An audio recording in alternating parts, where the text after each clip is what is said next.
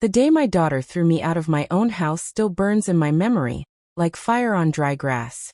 It was raining heavily that morning, and I was standing at the doorway, begging her to stop. My knees were shaking, not from the cold, but from the heartbreak that tore through my chest. She didn't look at me. She just said, "Mom, please go. The buyer will be here any moment. You have no right to stop me." I remember clutching my mother's wrinkled hand, my own mother, who was nearly blind and too weak to walk on her own. She kept whispering, "Martha, my child, don't cry. The truth will judge her one day." But how could I not cry? My only daughter, whom I carried for 9 long months, whom I sacrificed everything for, had just sold the only home we had, the house her late father built with his sweat. As the rain poured down, she pushed me and my mother out. The door slammed behind us. My mother stumbled, and I caught her just in time. I wanted to shout, to curse, to ask God why this was happening to me. But no words came out. The sound of the rain drowned my sobs, and my heart broke into pieces. 25 years later, that same daughter returned, but this time she was on her knees begging at my doorstep. But before we get to that part, let me tell you how everything started. Back then, life in our small town was peaceful. My husband, John, was a kind and hard-working man. We lived in a little blue house that sat by the corner of Maple Street. It wasn't fancy, but it was home. Filled with laughter, the smell of bread baking, and the sound of our daughter, Clara, running around with her friends. Clara was my pride and joy. Everyone used to say, "Martha, your daughter will take good care of you when you're old." I believed them. I truly did. But life has a way of teaching us lessons we don't expect.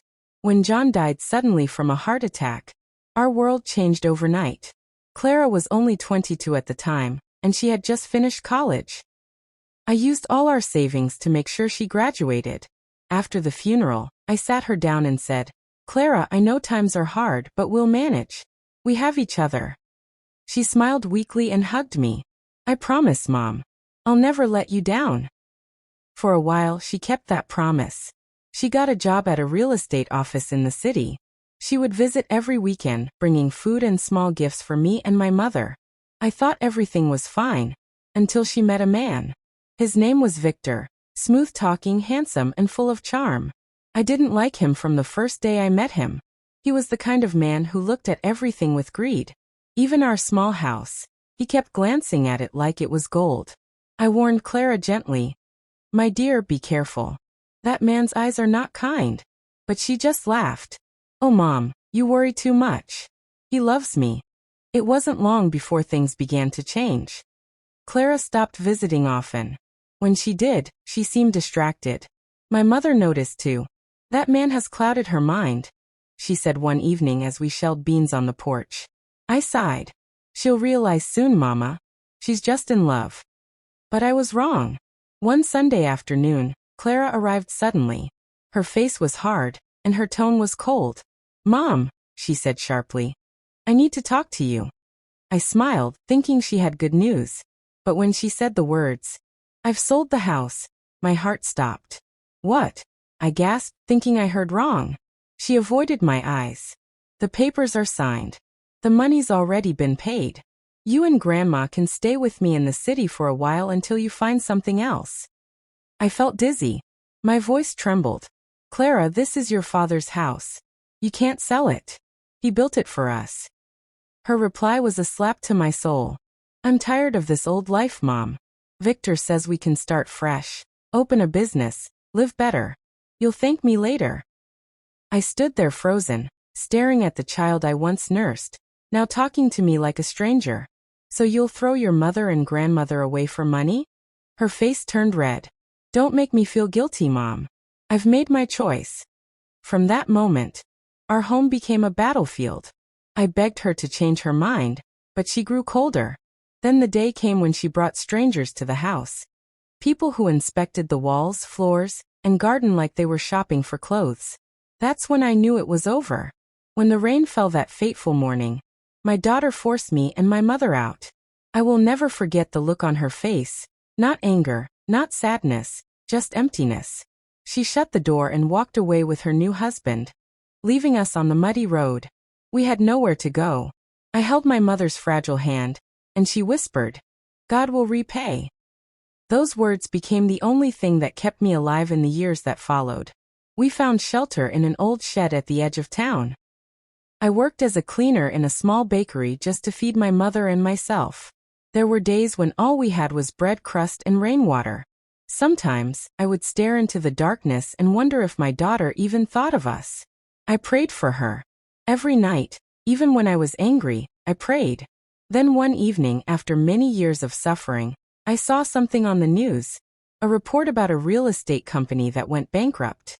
The man they showed was none other than Victor. He had run away with investors' money, leaving everyone, including my daughter, in debt. I froze. My hands shook. "Mama," I whispered. "Clara, she's lost everything." My mother, old and tired, simply said, "The wheel always turns, Martha. The proud always kneel." I didn't know then how true those words would become. Because 25 years later, the same daughter who had once pushed me into the rain came knocking at my door, barefoot and crying. And what I saw when I opened that door nearly stopped my heart. When I opened the door that morning, I thought my eyes were deceiving me. There she was, Clara, my daughter. The same child who had thrown me out into the rain 25 years ago, now standing at my doorstep, covered in dust, her clothes torn, her hair messy, and her eyes swollen from crying. "Mom," her voice cracked, trembling like a child lost in the dark. "Please forgive me." For a long moment, I couldn't move. My heart raced, my hands shook. I wanted to shout at her, slam the door, ask her where she had been all these years, but instead, I just stared. Behind her stood a small girl, maybe 8 or 9 years old, holding tightly to Clara's hand. The child looked frightened and hungry. Clara's lips trembled as she said, "This is your granddaughter. Her name is Emma." The world seemed to stop spinning. My granddaughter? I blinked, staring at the little girl's pale face.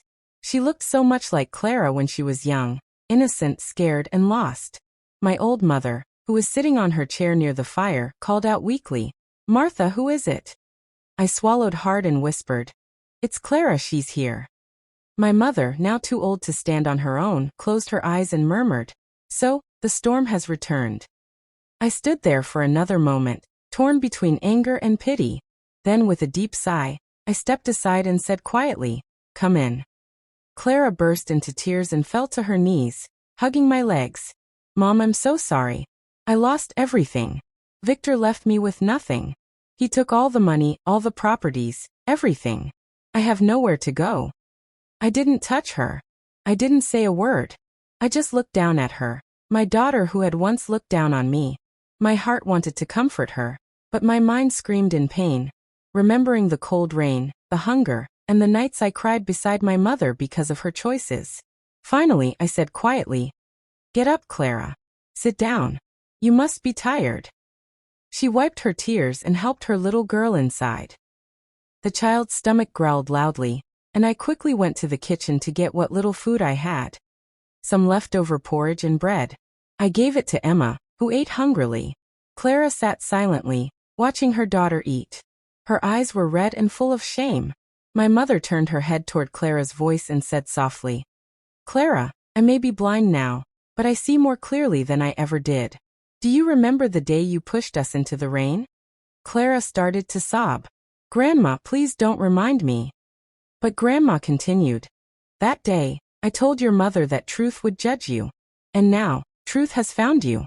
I felt tears burning my eyes, but I wiped them quickly. "Mother, please," I said gently. "Let her speak." Clara took a deep breath. "After I sold the house, Victor and I moved to the city. At first, everything was good. We lived in a big apartment, had nice clothes, and people respected us. But Victor, he changed. He started drinking, gambling, and hurting me. Whenever I complained, he said I was ungrateful." She paused, her voice shaking. "Then he convinced me to sign some papers for his company. He said it was just for tax purposes, but it was a lie. He transferred everything to his name and disappeared. I was left with nothing, no money, no home. I begged for help, but everyone turned away." I listened silently, my heart heavy but calm. She continued, "I searched for you for years, Mom. I wanted to apologize, but I couldn't find you. I heard you moved out of town. I thought you were dead.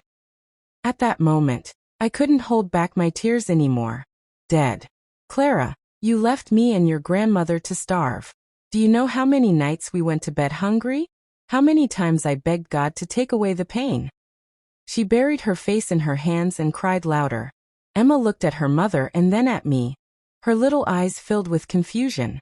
Grandma, please don't be mad at Mommy, she whispered.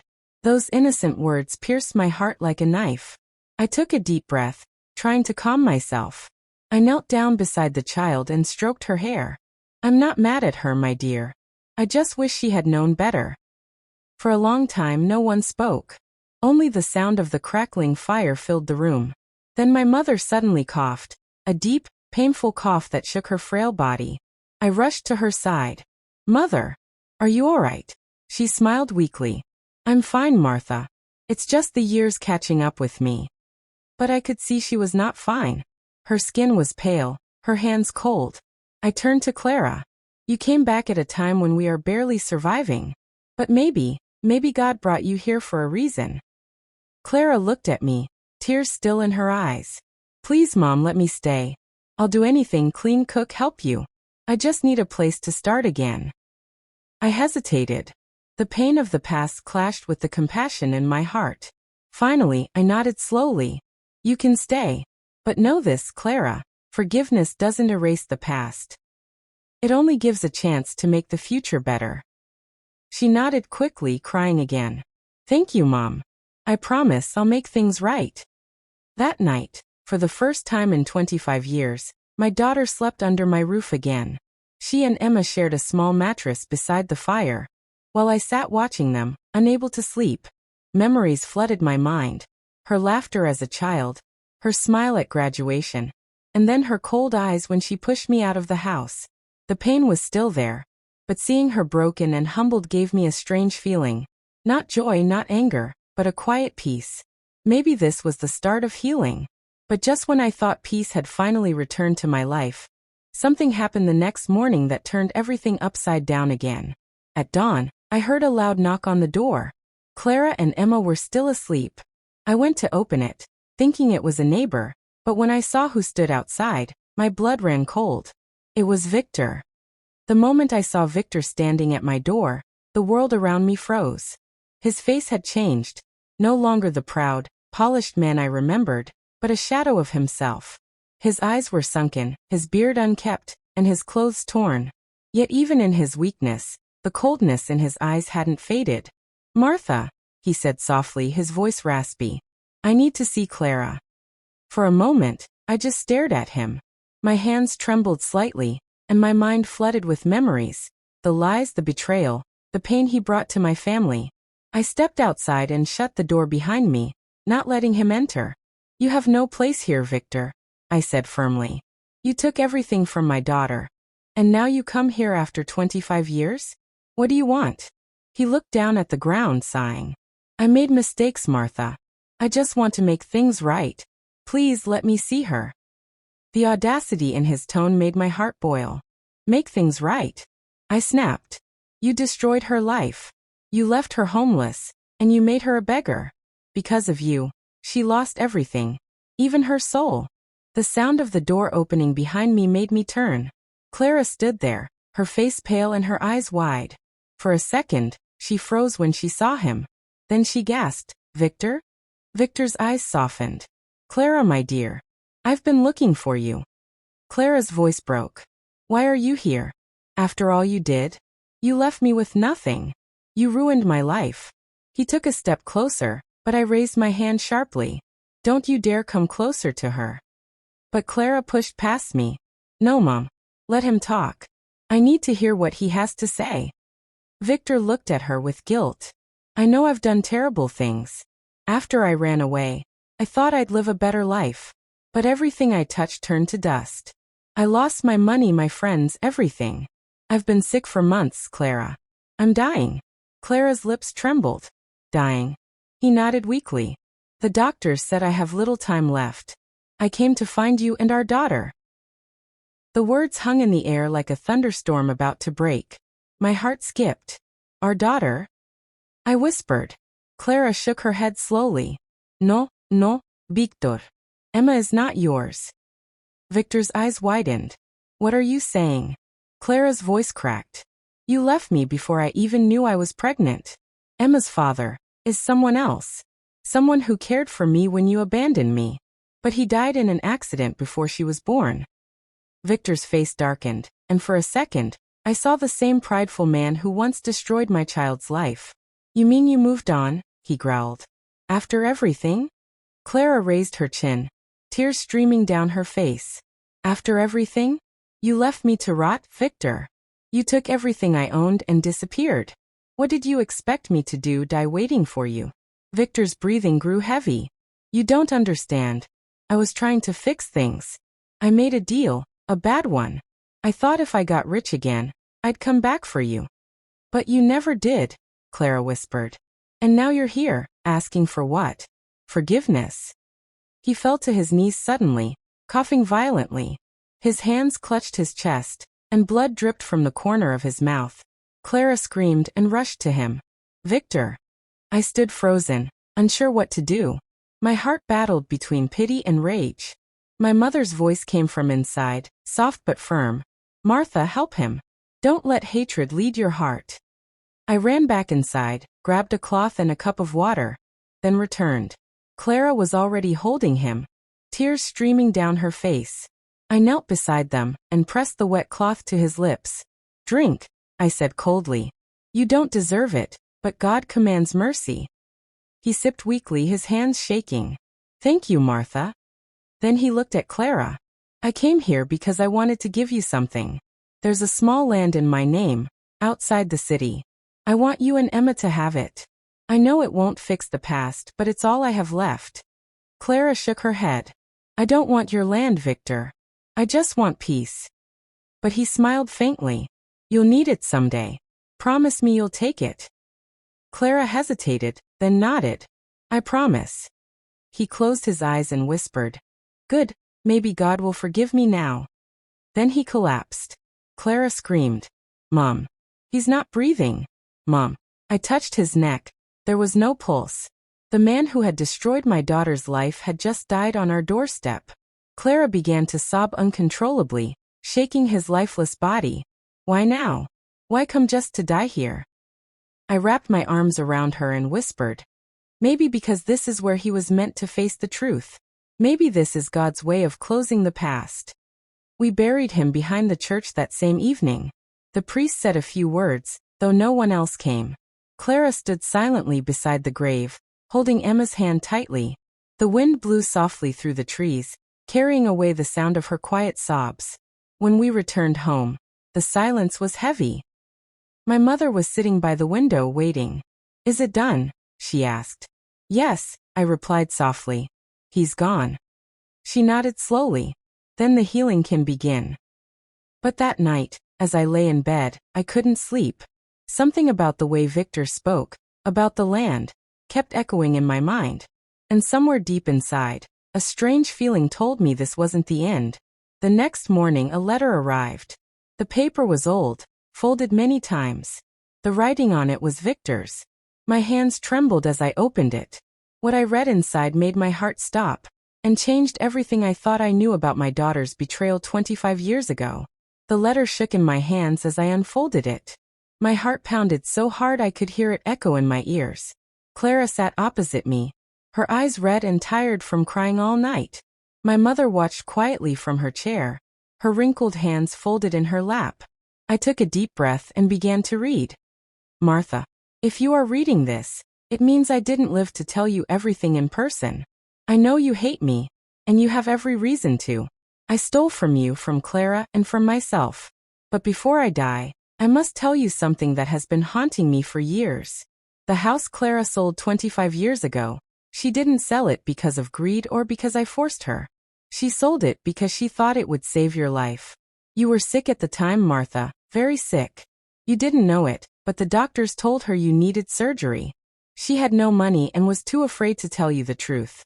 She begged me for help, but I convinced her that selling the house was the only way to pay for your treatment. I promised her I would handle the money and take care of everything. But instead, I betrayed her. I took the money and ran. Every tear she cried since that day was because of my lies. She never meant to hurt you. She only wanted to save you. Please, Martha, forgive her. She carried the guilt for years while I hid like a coward. If there's still any mercy left in your heart, tell her that I'm sorry. Victor. The room went silent. My hands fell to my lap, and the letter fluttered to the floor.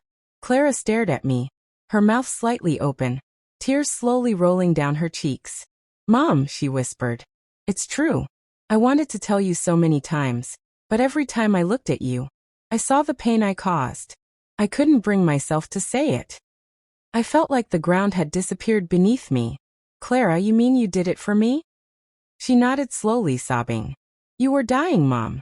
The doctor said you wouldn't survive without that surgery. I was desperate. Victor told me he had a buyer for the house, and that he would handle the money safely. I trusted him. I never saw a penny. He lied, and by the time I realized it, it was too late. The house was gone and you were gone too. I thought you'd never forgive me. I pressed my hands to my face, crying quietly. All these years, all the anger, the hatred, the sleepless nights, were built on a lie. My daughter hadn't sold the house for greed. She had done it to save me. My mother's voice broke the silence. So the child carried the burden of love, and we mistook it for betrayal, she whispered softly. Oh, Martha, what heavy hearts we have carried. Clara moved closer, and fell to her knees before me. Mom, please say something. I know I hurt you, even if my reasons were good. I should have told you the truth. I looked down at her, my daughter broken and tear-streaked. My heart, though bruised, could no longer stay hard. I reached out and touched her hair gently. My child, I whispered, my voice shaking. Why didn't you tell me sooner? She shook her head. Because I didn't deserve your forgiveness. I thought you'd never want to see me again. I lifted her chin. I wasted so many years hating you for something you didn't do. The truth came late, but maybe it came right on time. We both cried, not the loud kind of crying that breaks walls, but the deep, silent kind that heals old wounds. My mother smiled faintly. Now the truth has spoken. Let peace rest in this house again. We sat there together, holding hands as the morning light crept through the small window. For the first time in years, I felt something I thought I'd lost forever, calmness. Later that day, I went to the small shelf beside my bed where I kept an old wooden box. Inside it was a faded photograph of Clara as a little girl, standing beside her father. I smiled sadly, running my fingers over the picture. Your father would have been proud of you, I whispered. But peace didn't last long. That evening, while Clara was outside fetching water and Emma played by the fire, a knock came on the door, soft but urgent. I opened it, expecting a neighbor, but found a man in a black coat holding an envelope. Good evening, he said politely. I'm from the city registrar's office. Are you Mrs. Martha Williams? Yes, I answered cautiously. He handed me the envelope. This document concerns the late Mr. Victor Graham. It was filed 2 weeks before his death. He turned and left before I could ask any questions. I looked down at the envelope, feeling uneasy. I opened it slowly, my hands trembling once again. Inside was an official paper with Victor's signature, a property transfer form. It stated clearly that the land he mentioned was indeed transferred to my daughter, Clara Williams. But there was more. Written in his own handwriting at the bottom were the words, "The land hides what I could not face. The truth lies beneath it. Dig near the old oak tree." My breath caught. The truth lies beneath it? I murmured. Clara walked in just then, carrying a bucket of water. Mom, what's wrong? I handed her the letter silently. She read it quickly, her eyes widening. Dig near the old oak tree? What does that mean? I shook my head. I don't know. But something tells me this story isn't over. My mother's frail voice trembled from her chair. Be careful, my children. Some truths are buried for a reason. That night I couldn't sleep. The wind howled outside, and the letter's words kept echoing in my head. The truth lies beneath it.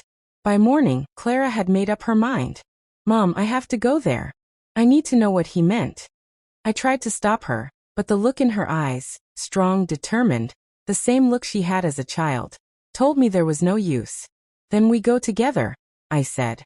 If there's truth buried there, we'll uncover it as a family.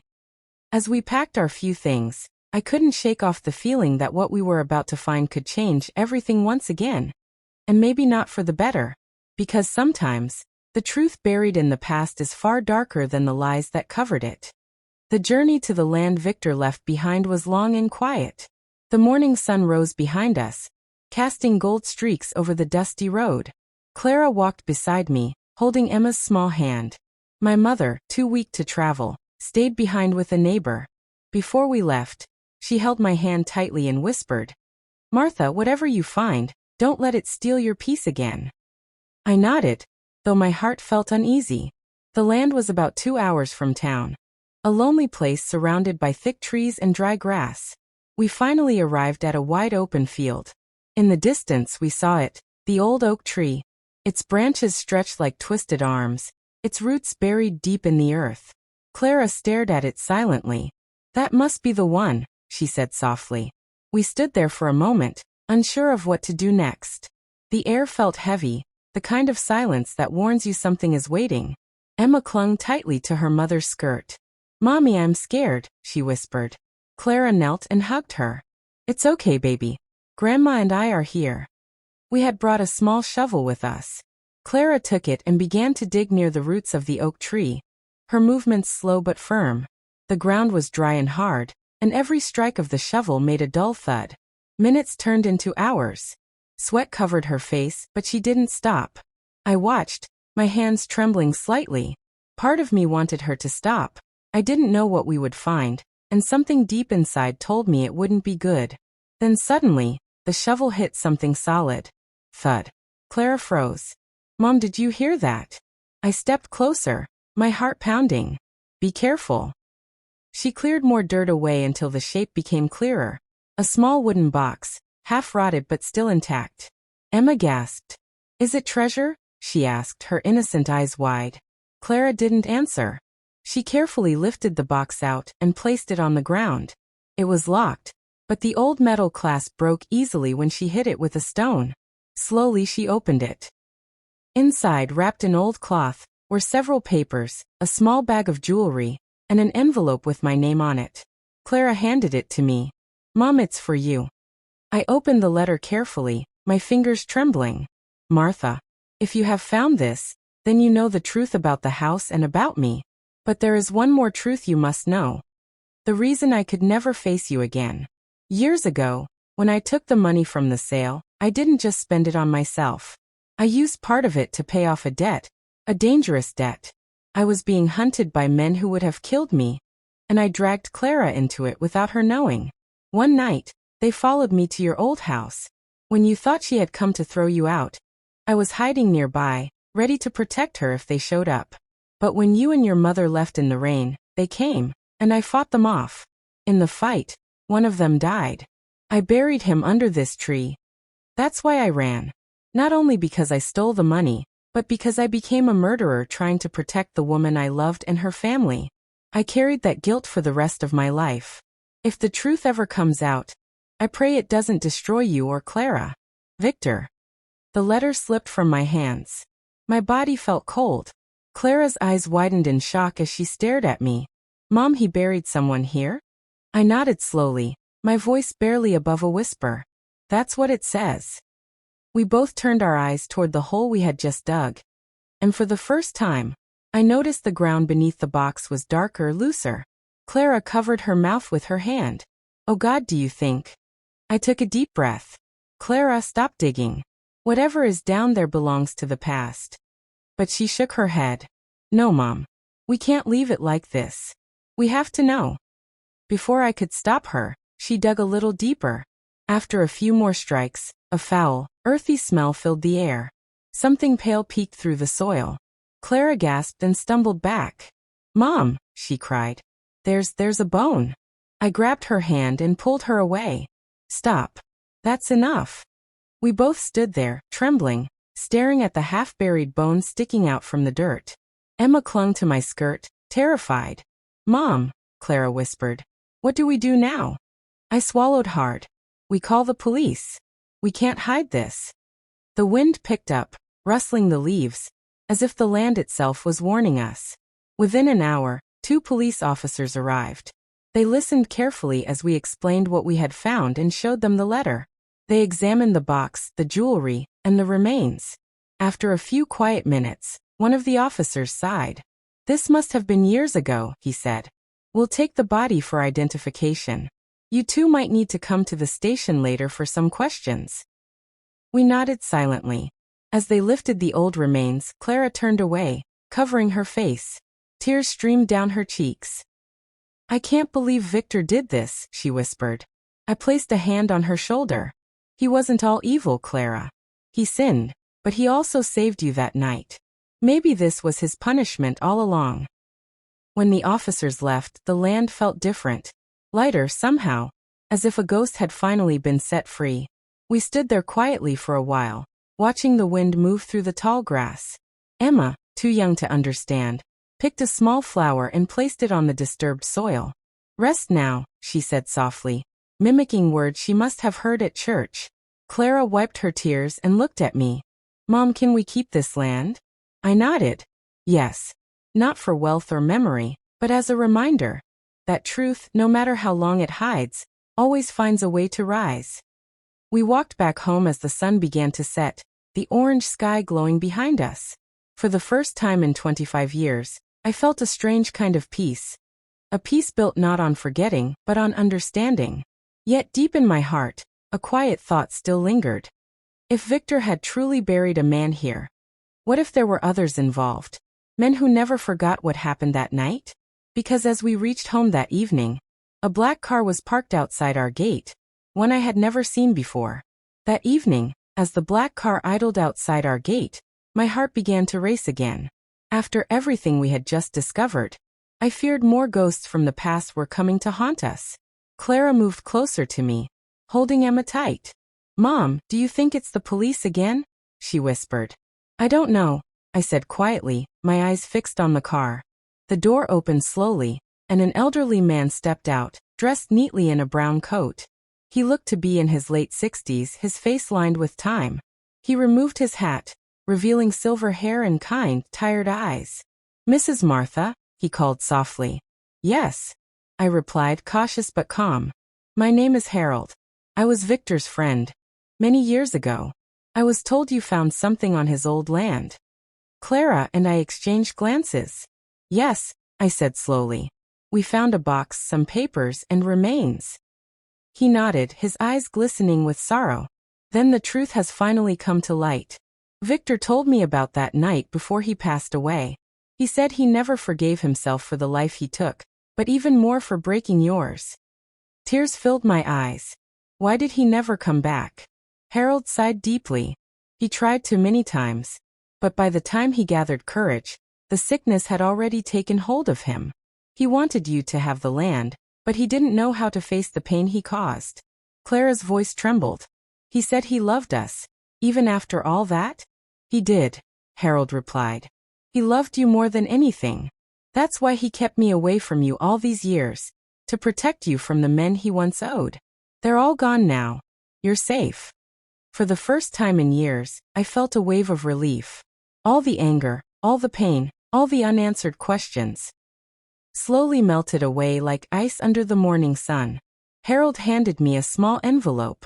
"He left this with me to give you if the truth ever came out." My hands shook as I opened it.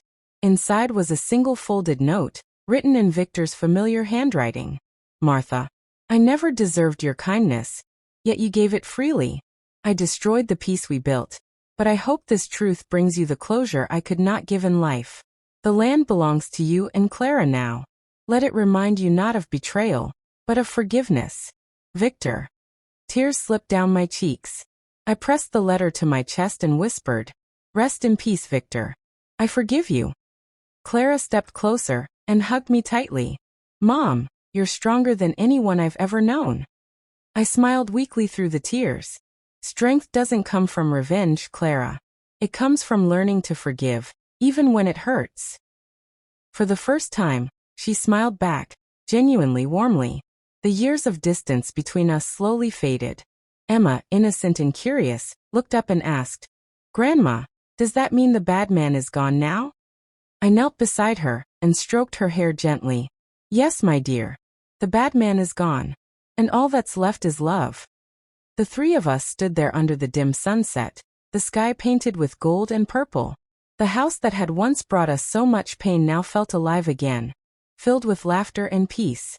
A few weeks later, Clara sold the land, not for greed, but to build a small home beside mine. My mother, though frail, smiled every day watching her granddaughter play in the garden. It was as if life had returned, in a way I never thought possible. On a quiet evening, Clara came to me as I sat by the porch. Mom, she said softly, thank you for not giving up on me. If you had, I wouldn't have found my way back. I reached for her hand and held it. We all lose our way sometimes, child. What matters is that we find our way home again. We sat together in silence, the warm evening breeze brushing our faces. Somewhere in the distance, a church bell rang. I looked at her and smiled.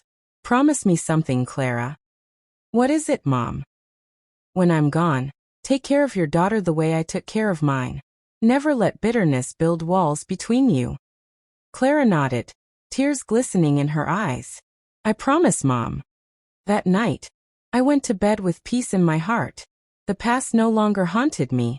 It had become a lesson that forgiveness is not weakness, but the greatest gift we can give ourselves. And as the wind whispered outside my window, I heard my mother's voice again, faint but full of warmth. Martha, you've done well. You chose love over anger. I closed my eyes, smiling. The pain of yesterday was gone, replaced by the calm of tomorrow. The story had come full circle. The daughter who once cast me out had returned not as a stranger, but as family again. And that, to me, was the greatest miracle of all. In the end, I learned that revenge brings pain, but forgiveness brings peace. No matter what life takes from you, never let bitterness steal your heart. If you felt this story deeply, don't forget to like, share, and subscribe for more grandma stories that teach us that love always wins. Dizzy.